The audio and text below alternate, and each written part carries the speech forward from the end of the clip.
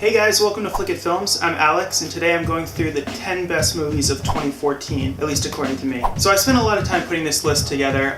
It was a great year for movies, and I really suggest you guys check out each and every one of these. But before I jump into that, let me give you a few honorable mentions that I really liked that just didn't make the cut this year. The first one is Foxcatcher, directed by Bennett Miller, starring Steve Carell, Channing Tatum, and Mark Ruffalo. Really good movie, really solid. My only problem with the movie was the pacing. It was a bit too slow for me, some scenes dragged on, and like I said in my review a few months ago, if the pacing was a little bit faster in the movie, it would have been so much more impactful and I would have really enjoyed it a lot better.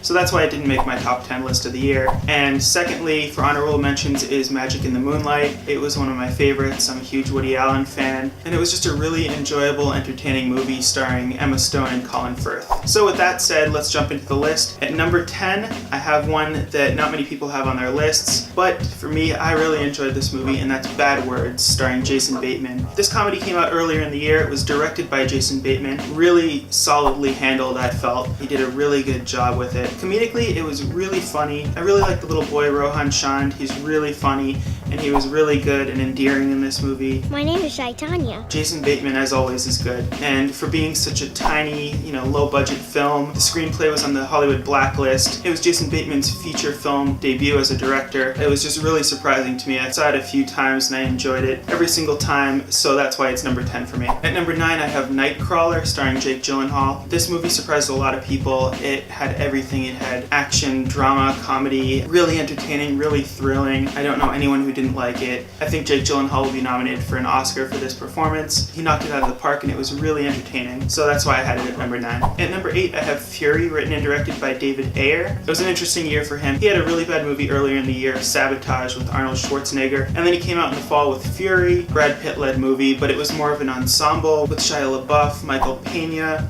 John Bernthal, and Logan Lerman. Really took me by surprise. I was expecting it to be just a run-of-the-mill war movie, nothing special, but it really blew me away. It was a really powerful movie. I really suggest you guys go see it, and I'm excited that David Ayer is now set to direct the Suicide Squad movie for DC. At number 7, I have Guardians of the Galaxy, and this is where probably numbers 7 through 2, these movies are almost interchangeable. I enjoyed all of them so much. Guardians obviously was the biggest hit of the year financially, super successful, great action movie, great comic book movie, really funny. It was such a surprise hit for me. I was a little weary going into it the months leading up to the movie's release, just because I didn't know anything about the story of the Guardians, but James Gunn, the director, did such a good job of introducing these characters to us and making them really likable. At number 6, I have X-Men Days of Future Past, directed by Bryan Singer, starring a bunch of A-list actors. I knew this movie would be good, but I didn't know it would be as good as it is. It was done so well. Every scene was so good. All the characters were well balanced.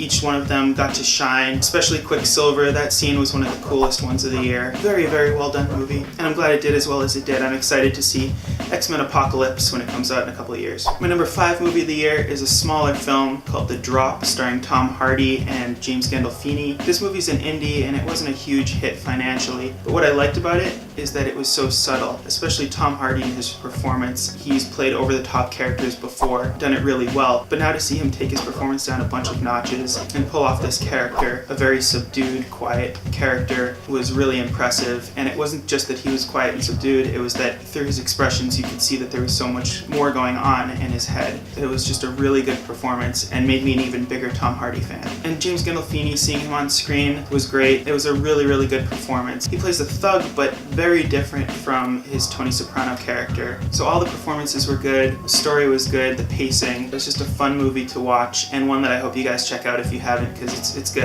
At number 4, I have The Skeleton Twins. I finally got to see it the other day. It's something that came out earlier this year, and I just never got around to seeing it, and it really surprised me. Bill Hader that performance was so good. He became that character. I never felt like it was Bill Hader acting on screen. He became this character of Milo. Kristen Wiig was really good too. Luke Wilson, and then Ty Burrell was good as well. It was a fun journey overall with these characters. Really good indie movie. Now we come into the home stretch. My number 3 is St. Vincent. I loved this movie. I saw it a few months ago when it first came out in LA. There was a Q&A with the writer-director Ted Melfi, along with Melissa McCarthy and her husband Ben Falcone, who moderated the Q&A. Anyway, getting off topic, but if you guys want to check that out, click right here. St. Vincent was just a really uplifting, fun indie movie. Bill Murray was so good. He was the best version of Bill Murray that there is, basically, and it was really fun to watch on screen. I love coming-of-age stories, so his relationship with the little boy in the movie was fun. They learned things from each other, and some people say that's cliche, those types of films, but it gets me every time, especially when it's done well, and this really was. It was,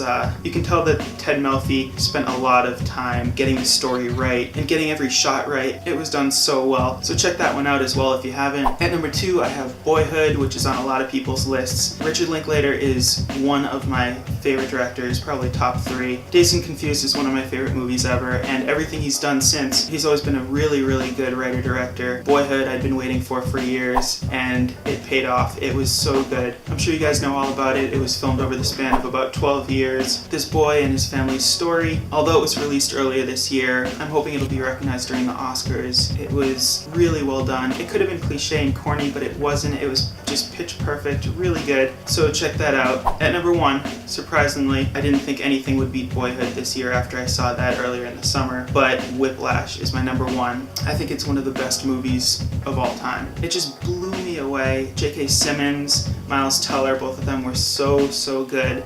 They played off each other so well. The writer-director Damien Chazelle, young guy, is so good and has a really promising future ahead of him. The editing was incredible. As an editor, I really respected that and noticed it. It was really well done. I've seen this movie about 3 times already, and each time I have such a good time watching it. It's just a masterpiece of a movie. Nothing even came close to it this year. It was by far the year's best movie and my favorite movie as well. So guys, let me know what your favorite movies of the year were. Leave it in the list down below in the comments. Click like, share this video, subscribe to FlickItFilms. We have a great year coming up. I have a lot of awesome videos planned, and until next time, I'll see you then. Bye.